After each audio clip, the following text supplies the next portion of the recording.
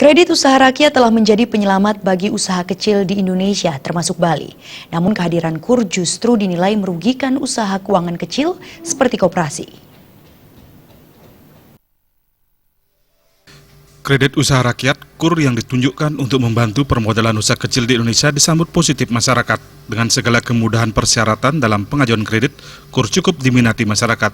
Namun di sisi lain, KUR dinilai mengancam keberadaan lembaga keuangan mikro seperti koperasi. Menurut Ketua Koperasi Laksmi Dananjaya Pedungan, Wayan Mangis, sebagian besar anggota koperasi merupakan pemilik usaha kecil. Mereka telah menjadi anggota bertahun-tahun. Sejak hadirnya KUR, banyak anggota pindah ke bank untuk mencari kredit KUR. Koperasi pun ditinggalkan. Karena KUR di bank menawarkan bunga lebih ringan, plafon kredit lebih besar daripada koperasi, dan kemudahan persyaratan dalam pengajuan permohonan kredit. Karena kebanyakan koperasi itu beranggotakan sebagian bahkan lebih itu adalah pengusaha-pengusaha yang disebut dengan pengusaha kecil, mikro atau UKM itu sendiri. Kalau kita lihat dampaknya, maka KUR itu berdampak sangat serius kepada koperasi-koperasi yang ada di Bali.